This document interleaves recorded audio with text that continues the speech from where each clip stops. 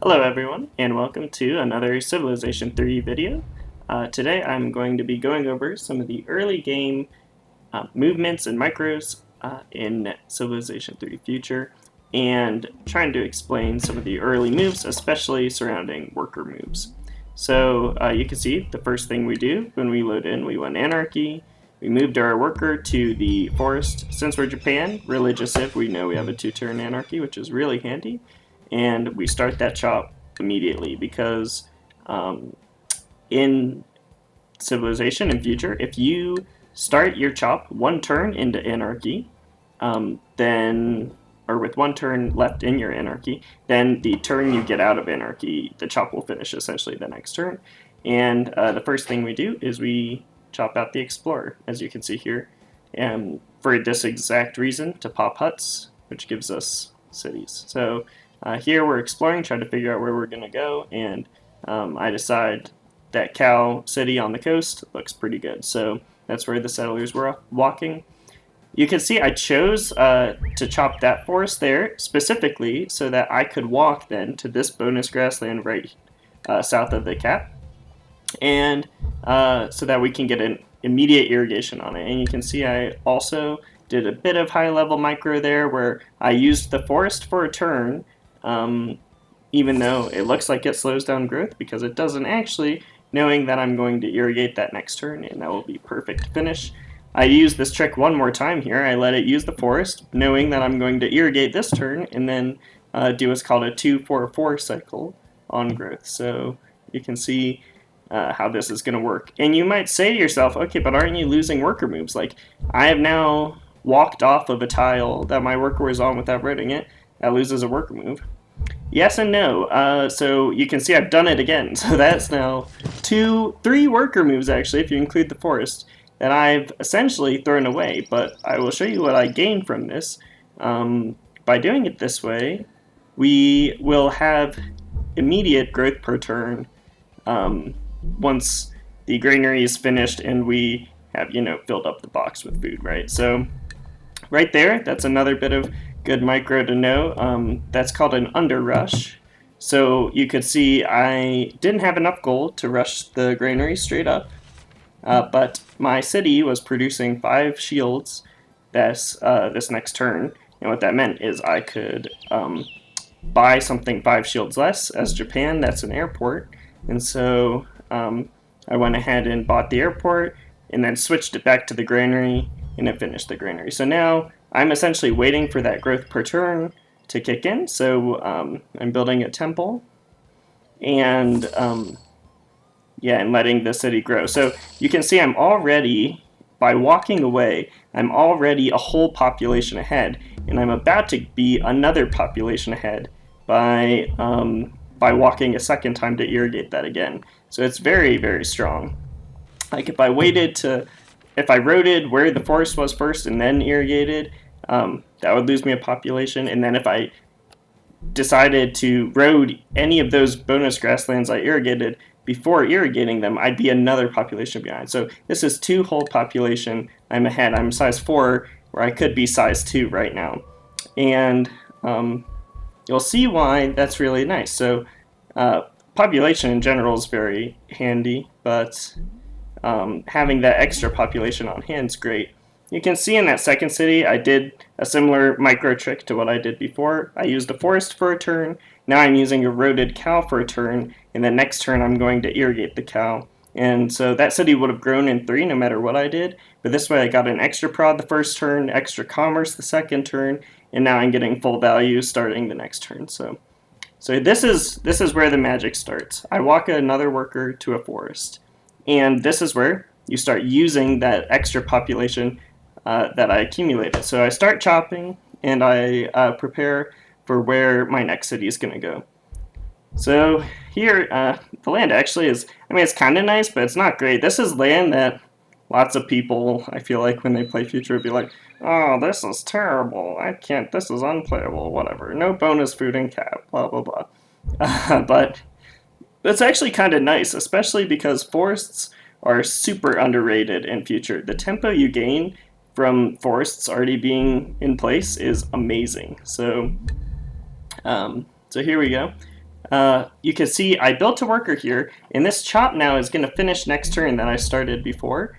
And I now have the road going to the city I want, and I immediately move that worker I just built to another forest. So what's going to happen is, and you can see that second city is now on growth per turn starting next turn, so that's really amazing.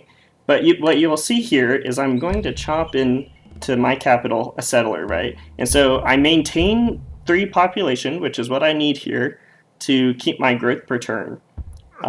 So having those extra pop early is great. It essentially gets me an extra settler I wouldn't have had otherwise. So I immediately get to plant the city, which is fantastic. And now this chop is going in, right? So this chop is going to finish next turn. But I can't chop a settler here, because if I do, I will drop... Sorry, it won't finish next turn. It'll finish the turn after.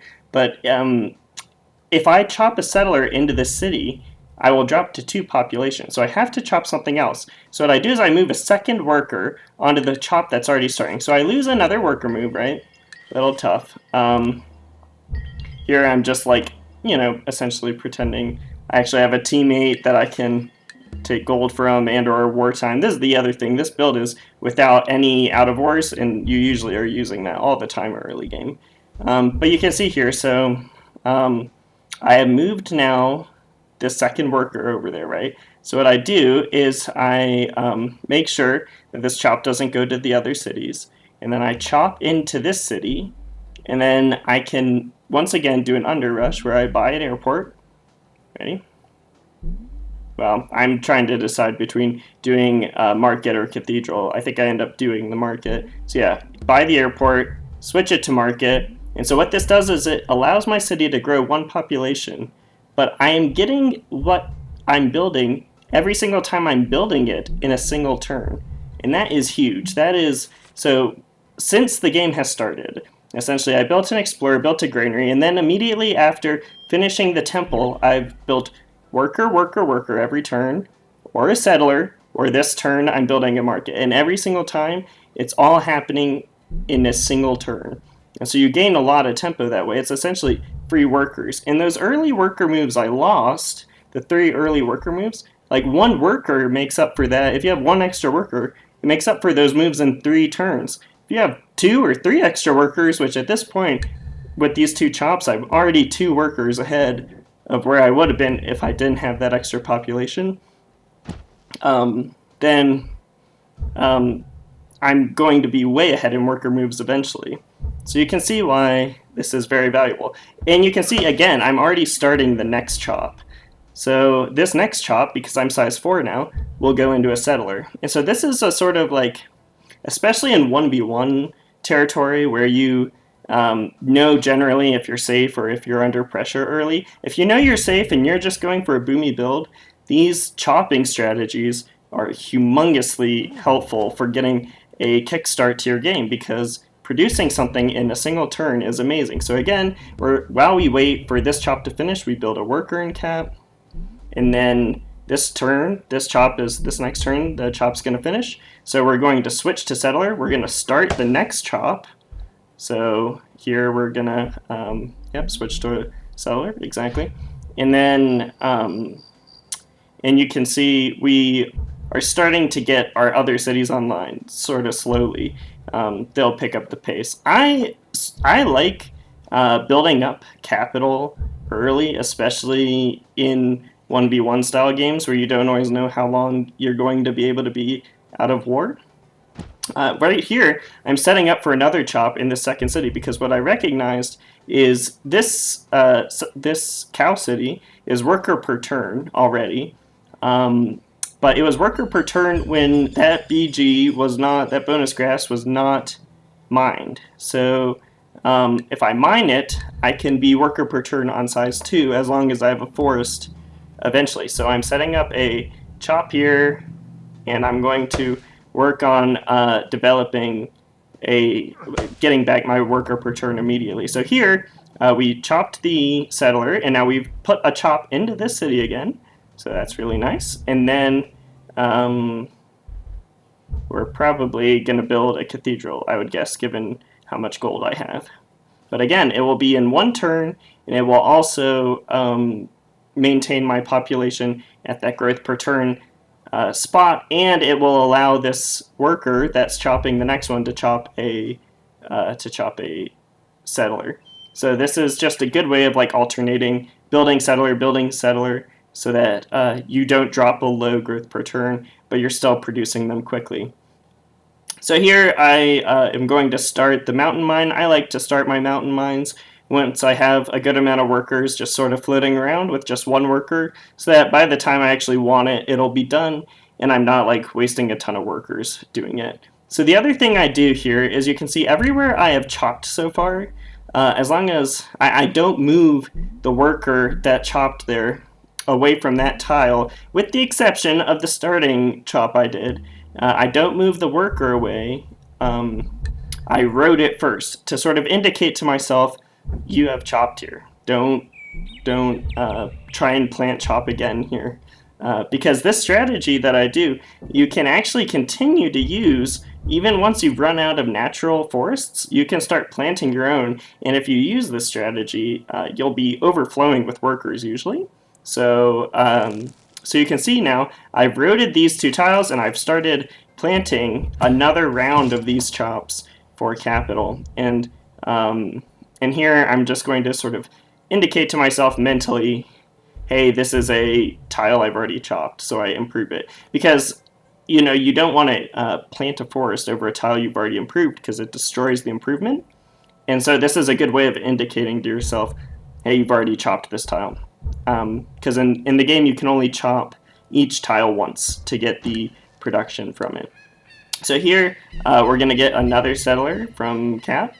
So, and you can see, since building that temple very early on, we have never done anything that has taken more than 1 turn in capital.